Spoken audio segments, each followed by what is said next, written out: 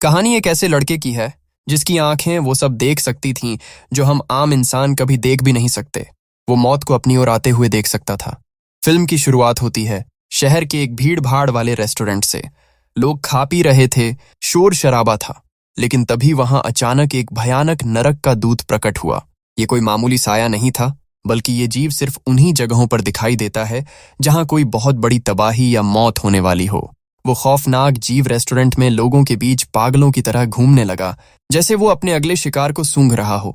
अजीब बात तो ये थी कि वहां बैठे बाकी लोग अपनी ही दुनिया में मस्त थे, हंस रहे थे, बातें कर रहे थे। उन्हें इस बात का अंदाजा तक नहीं था कि उनके बगल में साक्षात मौत खड़ी है।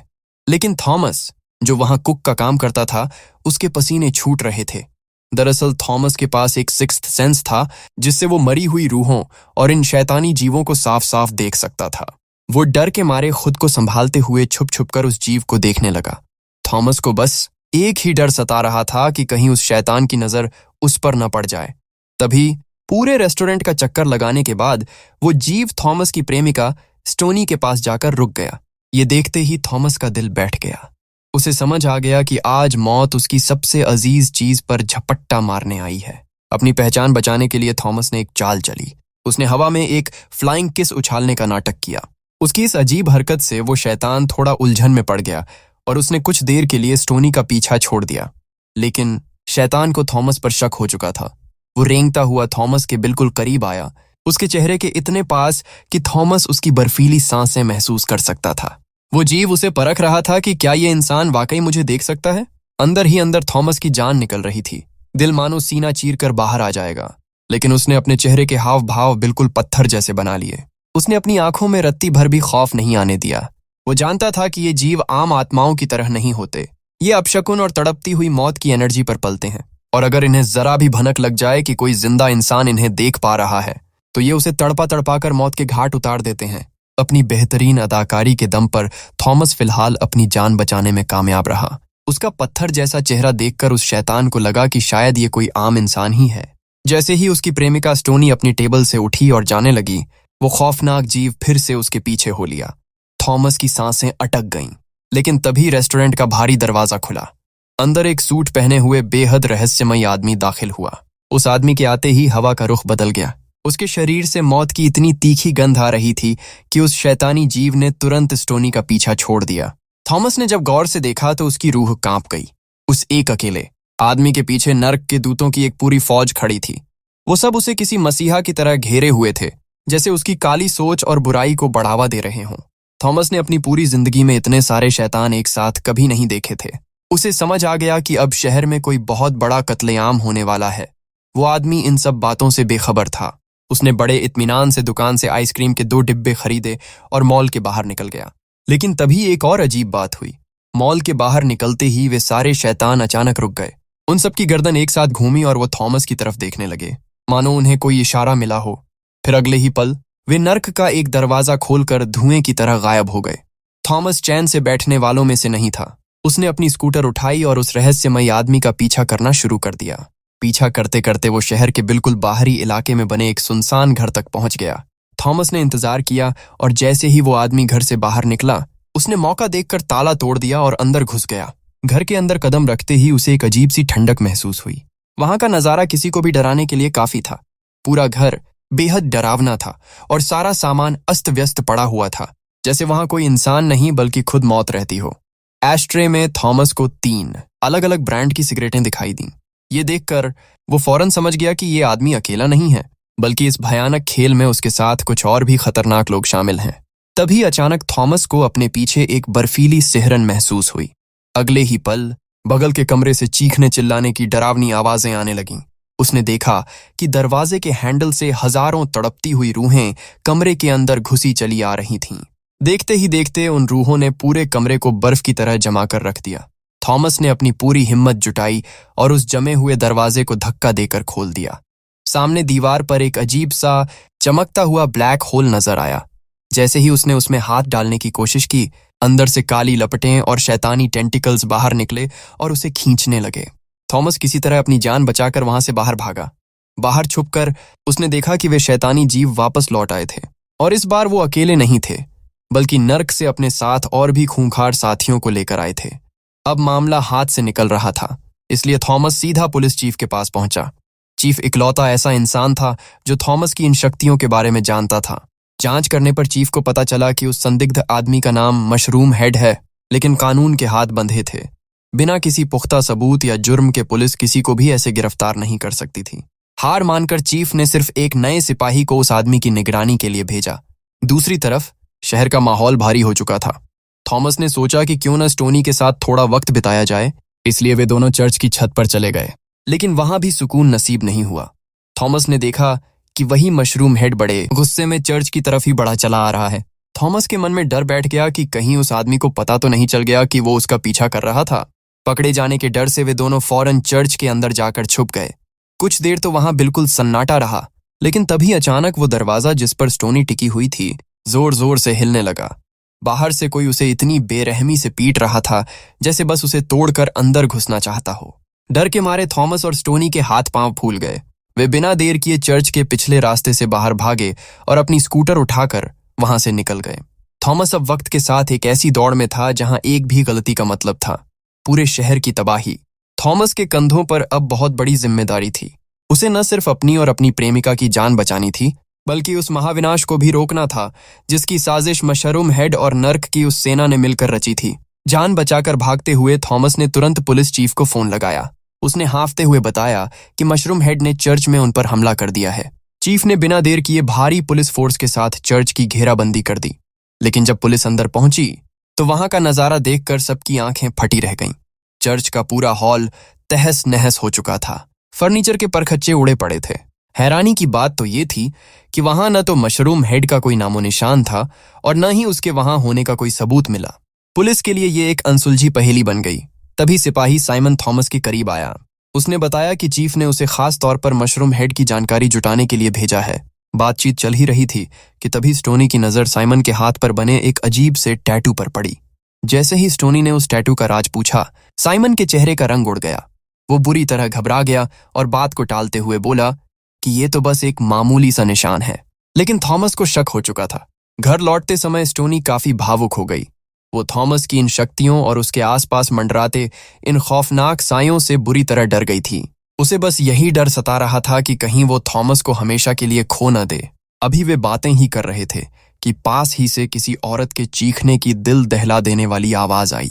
थॉमस ने देखा कि दो खूंखार शिकारी कुत्ते एक बेबस औरत पर बुरी तरह टूट पड़े हैं। थॉमस उसे बचाने के लिए भागा, लेकिन तब तक बहुत देर हो चुकी थी। उन कुत्तों ने उस औरत को बेरहमी से मार दिया। तभी अचानक एक गंजा आदमी बंदूक लेकर वहां पहुंचा और उसने उन कुत्तों को गोली मार दी। बाद में जब पुलिस मौके पर पहुंची तो एक और भयानक सच सामने आया। मरने वाली महिला कोई और नहीं बल्कि सिपाही ईक की प्रेमिका थी। थॉमस के दिमाग की घंटी बजी। उसे याद आया कि ये वही कुत्ते थे जिन्हें उसने मशरूम हेड के घर पर देखा था।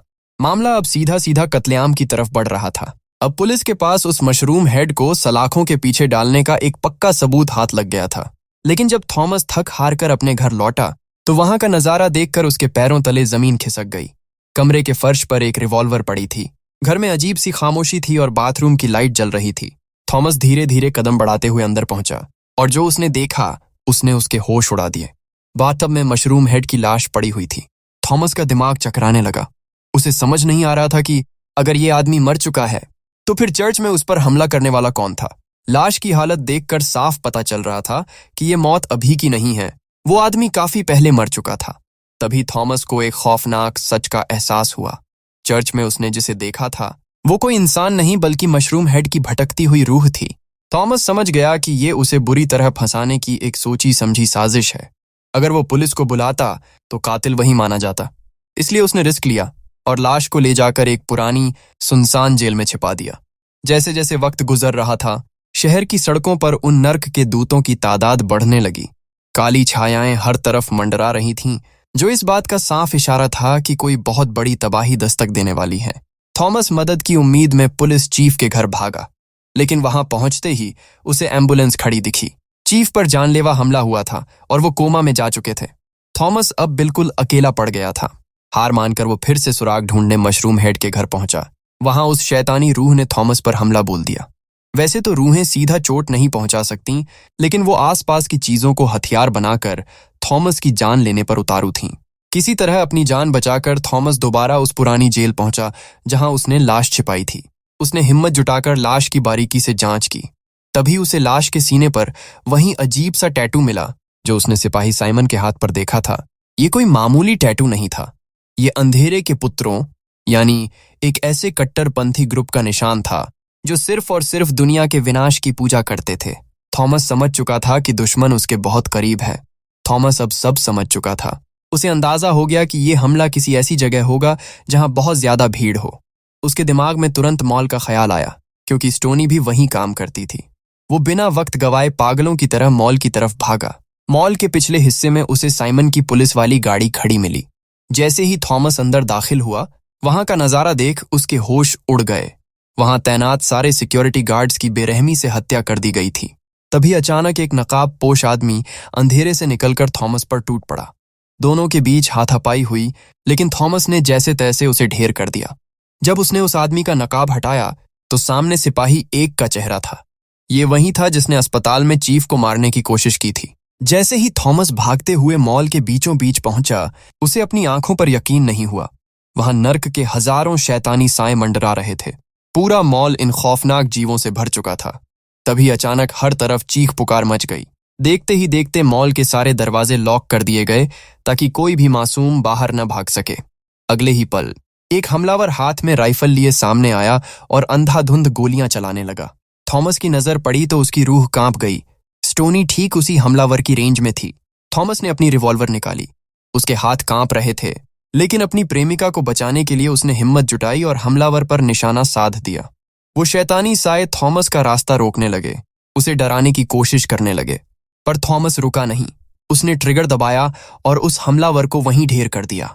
लेकिन जब उसने स्टोनी की दुकान की तरफ देखा तो वहां सिर्फ गोलियों के निशान और तबाही थी। दुकान का हुलिया बिगड़ चुका था और स्टोनी वहां कहीं दिखाई नहीं दे रही थी। थॉमस का दिल बैठने लगा। उसे लगा कि शायद वो देर कर चुका है और स्टोनी भी इस कत्लेआम का शिकार हो गई। वो डरते डरते भारी कदमों से उस दुकान के अंदर गया जहां स्टोनी काम करती थी। उसका मन किसी अनहोनी की आशंका से कांप रहा था। लेकिन तभी काउंटर के नीचे से थोड़ी हलचल हुई और स्टोनी बिल्कुल सुरक्षित बाहर निकल आई। उसे सही सलामत देखकर थॉमस की जान में जान आई। स्टोनी को जिंदा देखकर थॉमस ने चैन की सांस तो ली, लेकिन उसे तुरंत ही एहसास हो गया कि खतरा अभी टला नहीं है। तभी उसकी नजरों के सामने सिपाही एक की मरी हुई प्रेमिका की आत्मा आ गई। वो रूह कुछ कहना चाहती थी, जैसे थॉमस को किसी बड़ी अनहोनी के लिए आगाह कर रही हो। थॉमस भागकर उस हमलावर के पास पहुंचा जिसे उसने अभी अभी ढेर किया था। जैसे ही उसने उसका मुखौटा हटाया, उसके पैरों तले जमीन खिसक गई। वो साइमन नहीं था, बल्कि वो वही खौफनाक गंजा आदमी था जिसने बेकसूर कुत्तों को मारा था। यानी ये पूरी एक सोची समझी साजिश थी। उस मरी हुई औरत की रूह का पीछा करते हुए थॉमस मॉल के लोडिंग एरिया की तरफ भागा। वहां एक बड़ा सा ट्रक खड़ा था। थॉमस ने बिना देर किए ड्राइवर की मदद ली और जैसे ही ट्रक के पीछे का दरवाजा खोला, उसके होश उड़ गए। पूरा का पूरा ट्रक खतरनाक बमों से भरा पड़ा था। सबसे डरावनी बात यह थी कि बम पर टाइमर चल रहा था और फटने में सिर्फ 3 मिनट बाकी थे। अब थॉमस को सारा खेल समझ आ गया। मॉल के अंदर की गोलीबारी तो बस एक दिखावा थी ताकि सबका ध्यान भटक जाए। असली मकसद तो इस विशाल धमाके से पूरे मॉल को मलबे में तब्दील करना था। नर्क के वो दूत इसीलिए वहां जमा हुए थे ताकि इस महातबाही का जश्न मना सकें। लेकिन तभी एक शैतानी साया सिपाही साइमन के शरीर में घुस गया और उसे अपने कब्जे में ले लिया। उस साये ने साइमन के हाथों ड्राइवर की गोली मारकर हत्या करवा दी। हर तरफ गोलियां चलने लगीं। थॉमस ने अपनी जान की परवाह नहीं की और गोलियों की बौछार के बीच किसी तरह ट्रक के केबिन में घुस गया। उसने जल्दी जल्दी तारों को जोड़ा और इंजन स्टार्ट कर दिया। वो पागलों की तरह ट्रक को मॉल से दूर एक सुनसान इलाके की तरफ ले जाने लगा। साइमन भी हार मानने को तैयार नहीं था। वो भागकर चलते ट्रक पर चढ़ गया और थॉमस पर सीधा निशाना साधा। किस्मत अच्छी थी कि गोली थॉमस को छुए बिना बगल से निकल गई। धमाके में अब सिर्फ आखिरी के 10 सेकंड बचे थे। साइमन की बंदूक हाथ से छूटकर नीचे गिर गई और वो उसे उठाने के लिए जैसे ही नीचे झुका, मौत का काउंटडाउन शुरू हो चुका था। धमाके में बस चंद सेकंड बचे थे। थॉमस ने बिना एक पल गवाए रफ्तार से चलते ट्रक से छलांग लगा दी। अगले ही पल पीछे एक खौफनाक धमाका हुआ और पूरा आसमान आग के गोले से भर गया। वो ट्रक के परखच्चे उड़ चुके थे। साइमन और उसके अंदर छिपे वो शैतानी साए उस भड़कती आग में जलकर राख हो गए। थॉमस दूर जमीन पर जा गिरा और उसका शरीर बेजान सा पड़ गया। जब थॉमस की आंखें खुलीं तो वो अस्पताल के बिस्तर पर था। उसने सामने देखा तो उसकी प्रेमिका स्टोनी उसे अपनी बाहों में थामे खड़ी थी। थॉमस के लिए ये किसी सुकून से कम नहीं था। पूरे शहर में थॉमस के चर्चे थे। हर कोई उसे एक मसीहा मान रहा था, जिसने अपनी जान पर खेलकर हजारों बेकसूर लोगों को बचा लिया। कुछ दिनों बाद थॉमस और स्टोनी अपने घर में साथ वक्त बिताने लगे। सब कुछ इतना प्यारा और खुशहाल था कि लगा जैसे सारी मुसीबतें खत्म हो गईं। लेकिन तभी घर के दरवाजे पर दस्तक हुई। पुलिस चीफ थॉमस से मिलने पहुंचे थे। चीफ की आंखें नम थीं और उनके चेहरे पर एक गहरा दुख था। उन्होंने थॉमस के करीब आकर वो कड़वा सच बताया जिसने थॉमस की पूरी दुनिया हिलाकर रख दी। चीफ ने कांपती आवाज में कहा, थॉमस, अब इस दिखावे को रोकना होगा। पुलिस को आखिरकार उसकी बॉडी मिल गई है। ये सुनते ही थॉमस के पैरों तले जमीन खिसक गई। कड़वी सच्चाई ये थी कि स्टोनी मॉल में हुई उसी पहली गोलीबारी में मारी जा चुकी थी। थॉमस की जो तीसरी आंख थी, उसी ने उसे स्टोनी की रूह के साथ रहने का मौका दिया था। थॉमस इस गहरे सदमे को झेल नहीं पाया था, इसीलिए वो अपनी प्रेमिका की आत्मा को ही हकीकत मान बैठा। अब वो वक्त आ गया था जब स्टोनी को इस दुनिया को छोड़कर जाना था। थॉमस का दिल बुरी तरह टूट गया। वो फूट फूट कर रोने लगा। उसने भारी मन से अपनी प्रेमिका की रूह को आखिरी विदाई दी। देखते ही देखते स्टोनी की रूह धुंधली होने लगी और धीरे धीरे हवा में ओझल हो गई। उस बड़े से कमरे में अब थॉमस बिल्कुल अकेला रह गया था। वो एक ऐसा हीरो बन चुका था जिसने पूरे शहर की जान तो बचा ली, लेकिन अपनी छोटी सी खूबसूरत दुनिया हमेशा के लिए खो दी। थॉमस आज भी उन भटकती रूहों को देखता है, लेकिन उसकी जिंदगी की सबसे प्यारी रूह अब कभी लौट कर नहीं आएगी।